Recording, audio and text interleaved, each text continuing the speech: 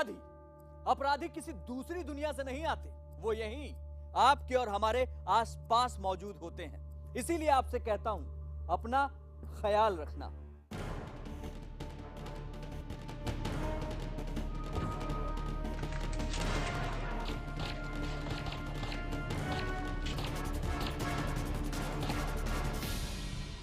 दाग छूटा नहीं है, ये किसका लहू है कातिल, हाथ भी दुख गए दामन तेरा धोते धोते।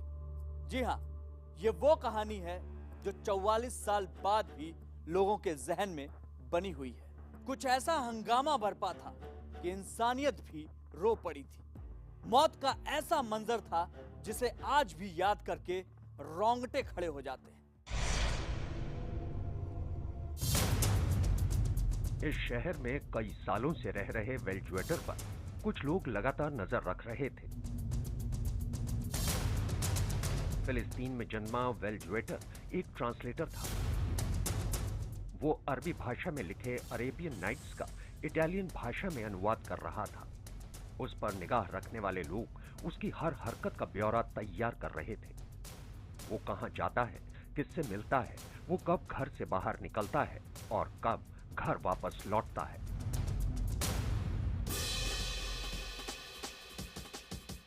वेल ज्वेटर डिनर करके घर लौट रहा था। ठीक उसी वक्त उसके घर के पास खड़ी एक कार में दो लोग अपनी बंदूकें तैयार कर रहे थे।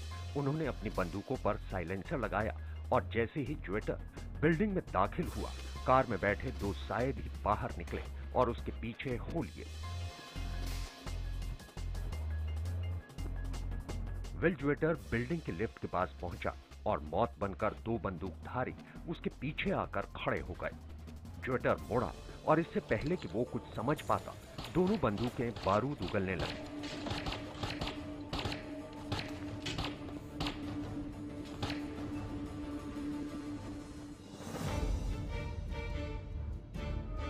आखिरी गोली ठीक उसके सर के बीच मारी गई। ज्वेटर के जिस्म में कुल 12 गोलियां दागी गई थी।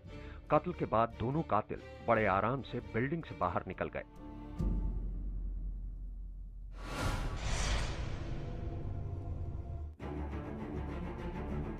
रोम की तरह इस शहर में भी कुछ लोग एक शख्स का लगातार पीछा कर रहे थे। इस शख्स का नाम था महमूद हमशारी। इस शख्स का वास्ता भी फिलिस्तीन से था। हमशारी का पीछा करने वालों ने उसके बारे में हर जानकारी जुटाई और उसके पीछे लगे लोगों ने उसे घर में ही निशाना बनाने की योजना बनाई। सबसे पहले एक इंटरव्यू के बहाने उसे घर से बाहर बुलाया गया। ये वो वक्त था जब घर पर उसकी बीवी और बेटी भी नहीं थी। इसी दौरान उसके घर में चोरी चुपके कुछ लोग दाखिल हुए और घर में एक एक कोने की तस्वीरें खींची। तभी उनकी नजर घर में रखे टेबल पर पड़ी। यहीं से साजिश का नया सिलसिला शुरू हुआ। हमशारी के घर में रखे टेबल की तरह हूबहू दूसरी टेबल तैयार की गई। बस फर्क ये था कि इस टेबल में बम लगाया गया था। एक बार फिर दो अजनबी घर में दाखिल हुए और उन्होंने नई टेबल को पुरानी टेबल से बदल दिया। महमूद हमशारी की पत्नी और बेटी रोज की तरह तय वक्त पर घर से बाहर निकल गए। अब अकेला हमशारी ही घर पर रह गया था। सुबह 9:25 पर फोन की घंटी बजी। हमशारी ने फोन का रिसीवर उठाया। जैसे ही उसने हेलो कहा, उसकी बिल्डिंग के पास मौजूद एक कार में बम का रिमोट दबा दिया गया।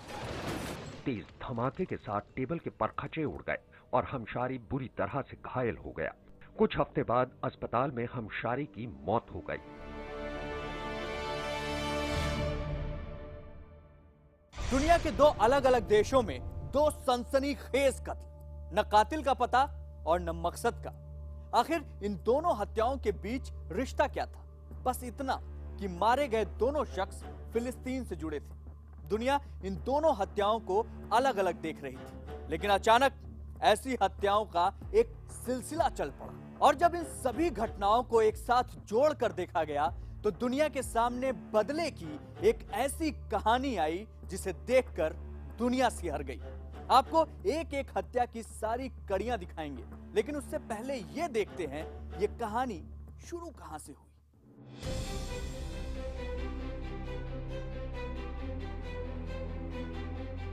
1972 ओलंपिक खेलों का आयोजन जर्मनी के म्यूनिख शहर में हुआ था।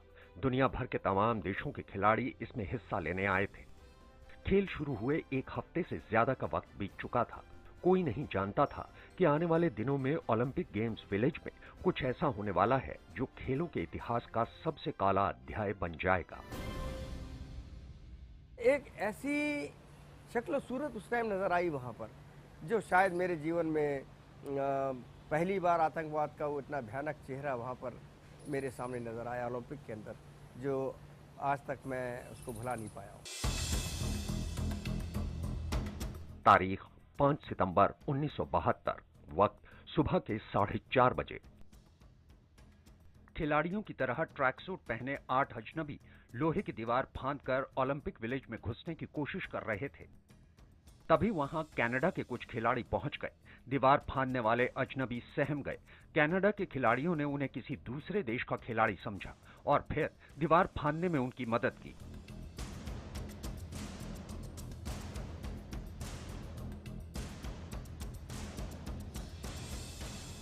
लोहे की दीवार पार करने के बाद कनाडा के खिलाड़ी अपने रास्ते पर आगे बढ़ गए।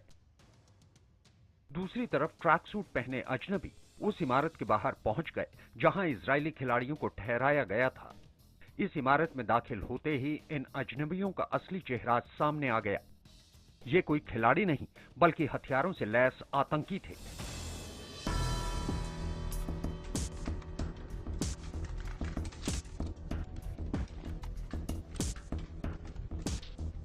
ये पीएलओ यानी फिलिस्तीन लिबरेशन ऑर्गेनाइजेशन से जुड़े थे।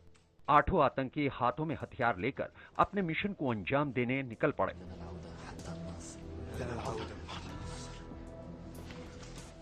सबसे पहले उन्होंने जिस अपार्टमेंट में दाखिल होने की कोशिश की, उसमें रह रहे पहलवान योसेफ गटफ्रंड अभी जाग रहे थे।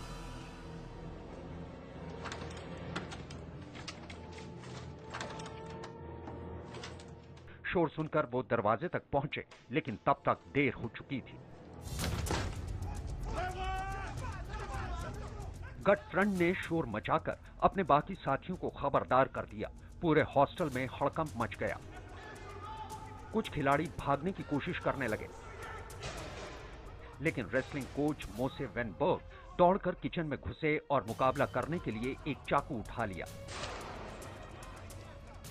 अगले ही पल एक आतंकी की बंदूक गरजी और गोली मोजे के गालों को छेदती हुई निकल गई। इसके बाद आतंकियों ने हॉस्टल में एक-एक कमरे की तलाशी ली और खिलाड़ियों को बंधक बना लिया। गोलीबारी के बीच कुछ खुशकिस्मत खिलाड़ी भागने में कामयाब रहे, लेकिन कुछ ऐसे बदकिस्मत भी थे जिन्होंने पूरी हिम्मत जुटाकर आतंकियों का मुकाबला किया, लेकिन वो अपने साथियों को बचाने के लिए दुश्मनों से भिड़ गए, लेकिन आतंकियों ने उन्हें गोली मारने में देर नहीं लगाई। प्रैक्टिस के लिए निकल रहे हैं बाहर अपने अपार्टमेंट से, और मेरे सामने कम से कम 50 गज की दूरी पर ही फिलिस्तीनी का और इनका इजरायलीज का अपार्टमेंट था। देखा तो बहुत भीड़ लगी हुई है, पुलिस, उनके एम्बुलेंस और जाने क्या क्या वहाँ मौजूद हैं। और ऊपर नज़र गई तो अपार्टमेंट के तीसरे चौथे माले पर नकाब पोश खड़े हुए हैं।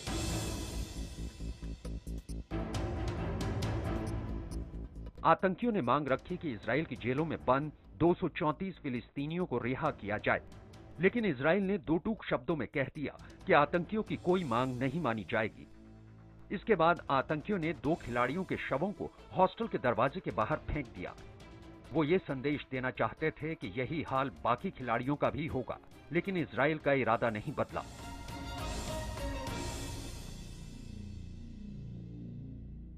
ओलंपिक विलेज के अंदर पहली बार खेलों के महाकुंभ के अंदर आतंकवाद या इस तरह की हरकत, तो उस टाइम में बड़ी अफरा तफरी मची हुई थी। आतंकियों ने मांग रखी कि उन्हें यहां से निकलने दिया जाए। वो बंधक इजरायली खिलाड़ियों को अपने साथ ले जाना चाहते थे। जर्मन सरकार की रणनीति थी कि इसी बहाने आतंकी और खिलाड़ी बाहर निकलेंगे और एयरपोर्ट पर आतंकियों को निशाना बनाने का काम आसान होगा।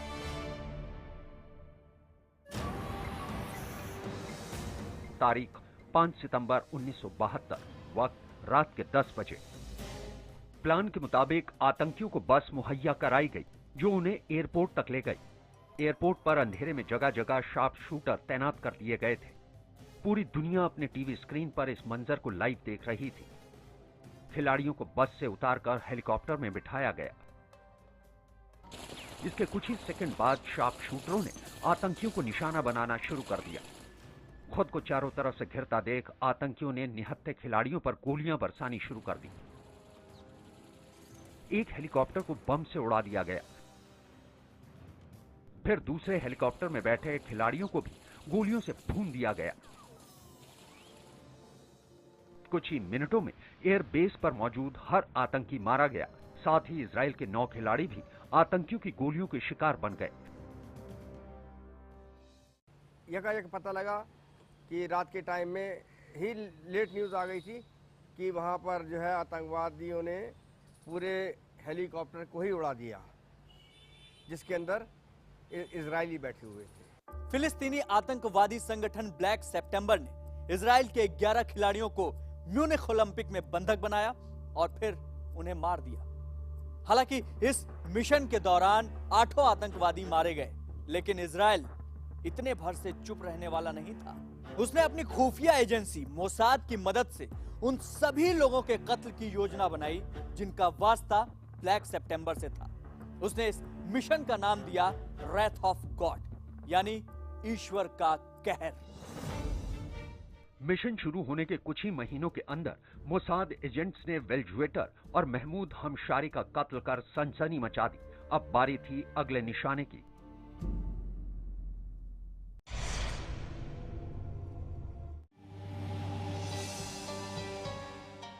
यहां भी मोसाद की टीम ने ब्लैक सितंबर से संबंध रखने के शक में एक शख्स की दिन रात निगरानी शुरू की। हुसैन अल बशीर नाम का यह शख्स होटल में रहता था और होटल में वो सिर्फ रात को आता था और दिन शुरू होते ही निकल जाता था। मोसाद की टीम ने उसे खत्म करने के लिए उसके बिस्तर में बम लगाने का प्लान बनाया।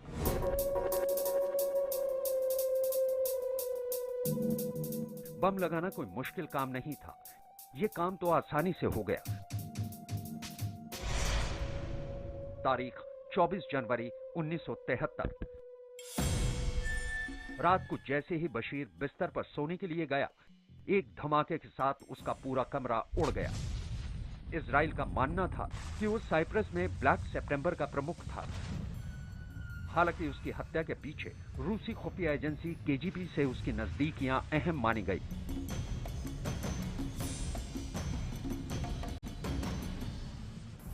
अप्रैल 1973 को इजराइल के कुछ कमांडो लेबनान के समुद्री किनारे पर स्पीड बोट के जरिए पहुंचे। इन कमांडोज को मोसाद एजेंट्स ने कार से टारगेट के करीब पहुंचाया।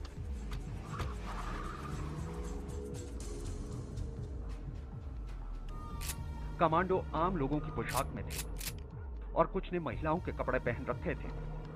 पूरी तैयारी के साथ इजरायली कमांडोज की टीम ने इमारत पर हमला किया।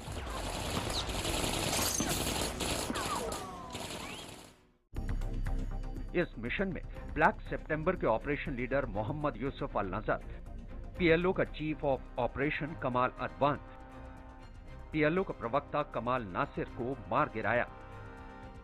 इंतकाम की आग में धधक रहे इजराइल की सीक्रेट सर्विस एजेंसी मोसाद का खूनी खेल अभी थमा नहीं था। उसकी हिट लिस्ट में अभी बहुत से नाम बाकी थे और जब तक इस हिट लिस्ट के सभी नाम मिटा नहीं दिए जाते, तब तक इस एजेंसी का काम खत्म नहीं हो सकता था। लिहाजा मोसाद के एजेंट्स एक बार फिर अपने काम को अंजाम तक पहुंचाने में जुट गए। अगला नंबर था अली हसन सलामेह का।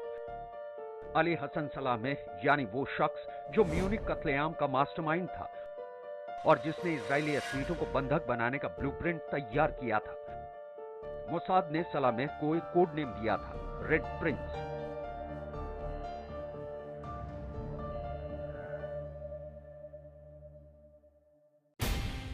नॉर्वे में साल 1973 और स्विट्जरलैंड में साल 1974 में मोसाद ने सलामेह को जान से मारने की कोशिश की, लेकिन वो अपने मकसद में कामयाब नहीं हो पाए। इसके बाद साल 1974 में एक बार फिर स्पेन में सलामेह की हत्या की कोशिश की गई, लेकिन वो फिर बच निकला। लेकिन साल 1979 यानी 5 साल बाद मोसाद ने एक बार फिर सलामे को लेबनान की राजधानी बेरूत में ढूंढ निकाला और 22 जनवरी 1989 को एक कार बम धमाका कर सलामे को भी मौत के घाट उतार दिया।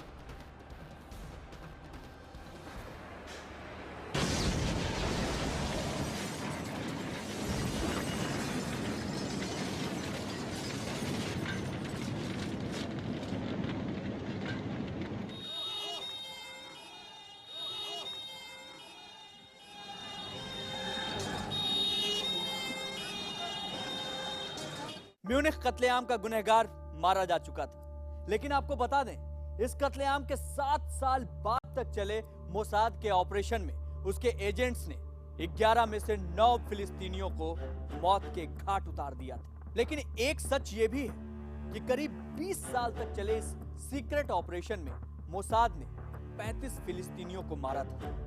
हमारी आज की इस पेशकश में बस इतना ही, लेकिन आप अपना ख्याल रखें।